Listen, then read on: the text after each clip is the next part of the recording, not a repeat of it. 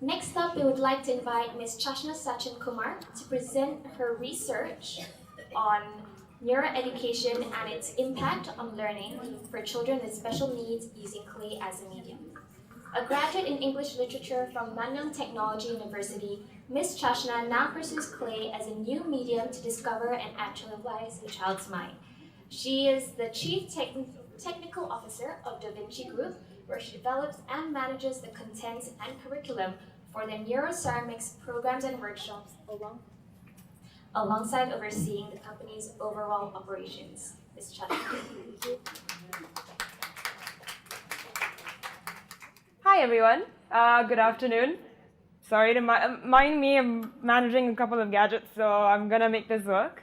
So I hope you've been having a wonderful day today, and I'm gonna take you through an experience with my presentation. So thank you for the wonderful introduction earlier. As mentioned, I am Chief Technical Officer at Da Vinci Group, and I also develop content for the curriculum that we offer and the workshops that we conduct. Background, I've worked with children for about 5 years now, and I've used a variety of mediums, such as I've used process art, I've done drama, and now I've chosen clay to interact with children. And that's what my presentation is going to be about, and how we've used clay as a medium. So the abstract question on what our research has been about is neuroeducation and its impact on learning for children with special needs using clay as a medium. So our entire research is based on the tenets of neuroeducation. What is that? It's a big word. There's a lot of study going on in neuroeducation. So neuroeducation is an emerging scientific field that brings together researchers in a variety of fields. You've got researchers from cognitive neuroscience, developmental cognitive neuroscience, educational psychology, educational technology, education theory, and other associated and related disciplines. The whole intention of neuroeducation is to explore the interactions between the biological processes and education. So in the tenets in neurobiology and psychology, it's observed, studied, and discovered that engaging more than one of our senses while processing information strengthens existing and also creates new neural networks. So you have to engage your senses while taking in all this information. That's when learning becomes, your brain's learning more optimally. So the aim of neuroeducation is to generate applied research that will provide a new transdisciplinary way of teaching and learning capable of transforming education. So we're moving away from something that's very passive.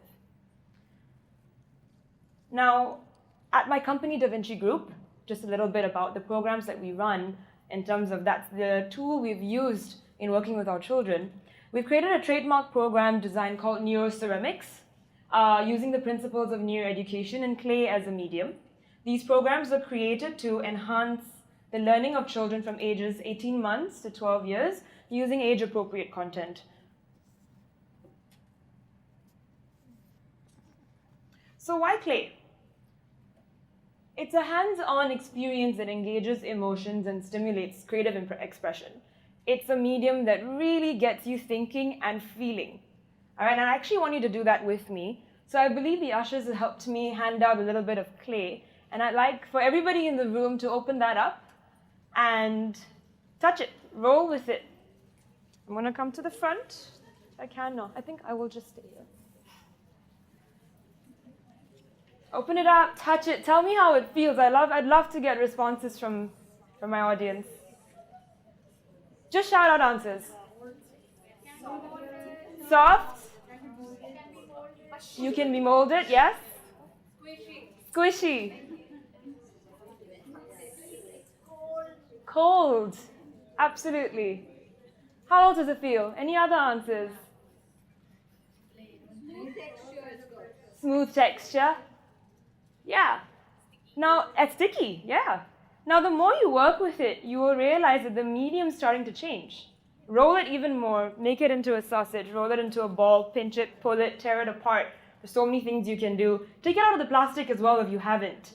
All right? It might coat your hands with some powder. Now, why clay? It has a life of its own. You can tell for yourself. The more you work with it, the more its texture and nature evolves.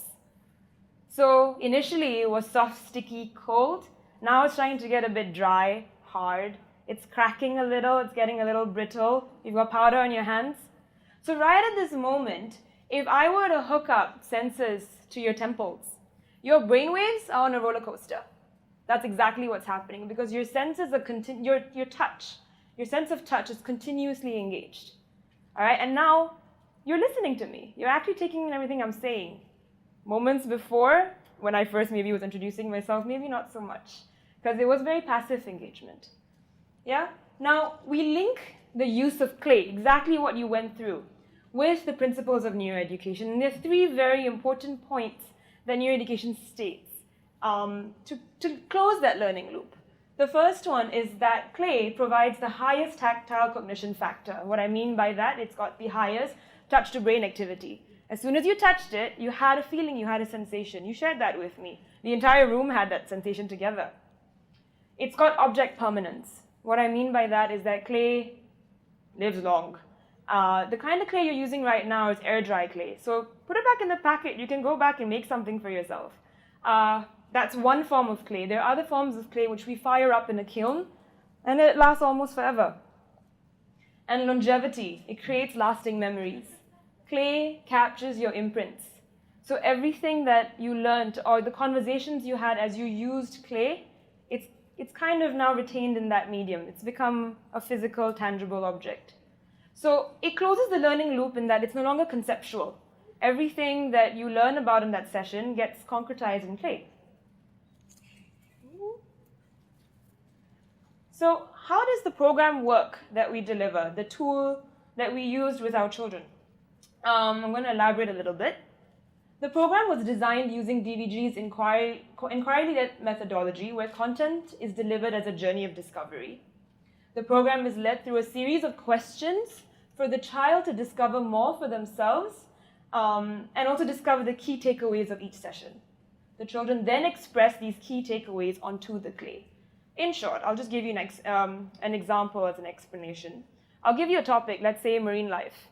And we can talk about the different kinds of marine life that you find: turtles, otters, sharks. And I will have children, I'll provide them with different kinds of visual aids, sounds that they will pick up on, they will describe. And then I'm going to provide them with clay. And they would express what they learned on the clay in different ways.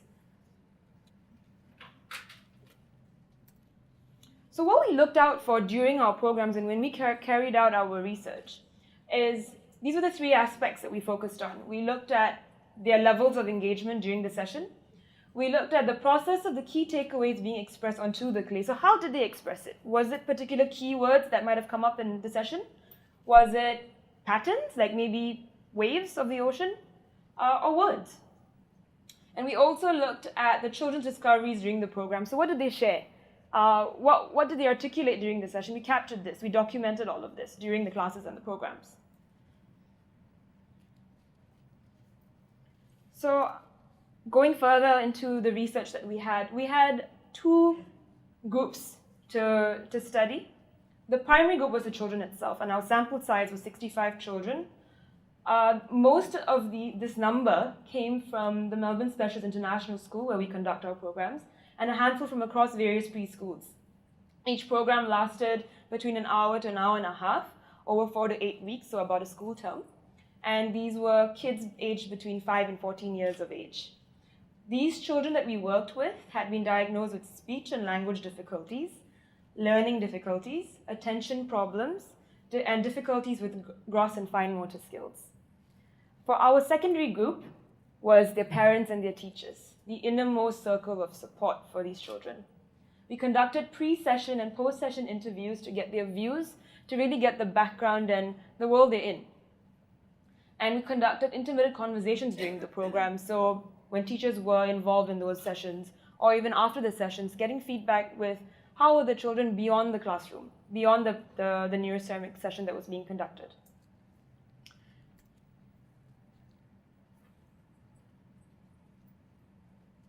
So we used a qualitative approach to discover our findings. By this I mean, with the children, we had our trainers take into account and document how the child responded, as I mentioned earlier. How did the child respond at the beginning of the program, so let's say week 1, and continuously record the child's responses. So it was a very qualitative, approach to discover all of this. With regards to the parent and teachers, very importantly, it was the pre-session and the post-session interviews, where we understood what were their concerns. We learned about their concerns at the beginning and what was happening beyond the completion of the 8-week program. What were our findings? For the primary group, 80% of children maintained focus on their clay project for more than 20 minutes. These are children who had very limited attention span. So within 7 to 10 minutes, you'd already lost them. You wouldn't be able to bring them back into that conversation. 70% of children creatively expressed the content delivered onto their clay project. So some element or aspect of that conversation for that session came across in their clay creation, whether it was the way they formed their final product or the way they inscribed in it. With our secondary group, 100% of parents expressed marked improvement in children's expression 2 weeks after the program delivery. So these are children, as I mentioned, very low levels of attention span, were now able to talk about it, talk about what they learned, what they got from these sessions, what they remember, the experiences they had weeks following after the completion of the session. So this was unprecedented compared to other programs that they went through. And there was frequent sharing by the children. With regard to the teachers, they expressed a marked improvement with level of engagement. Children with speech difficulties made an attempt to communicate. I'll share a little bit that I have to share with you after this. And children with motor skill difficulties completed the craft project. There were a few individual children from the sample who were nonverbal. When we first started working with them, completely nonverbal, they used hand gestures to express themselves. After going through our sessions, going through working with clay as a way to learn, we had one of them said fun. And with the teachers sharing concerns of not being able to retain their child's attention, went all the way up to fully engaged. Those were the words that we captured from the individuals that we interviewed and we spoke with. So these are programs that we continue to run, and we've got research collaborations in progress. Presently, we've got relationships with Nanyang Technological University of Singapore, and as well as the National Arts Council, who's observing our programs to see how else we can incorporate this.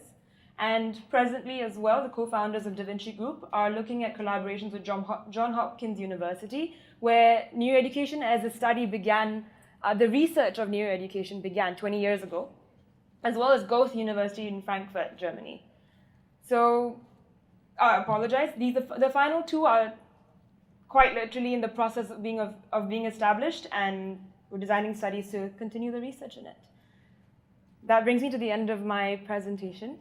I hope that you got a little bit with that clay. That was the impact that I wanted to leave with you.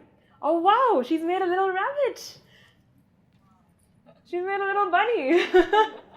Thank you for sharing that with me. She's made a little bunny. So, thank you. Thank goodness you know it's a bunny. And I will be available after the breakout session completes if you have any questions, if you'd like to know more about this program and how else we're furthering our research in this. Thank you.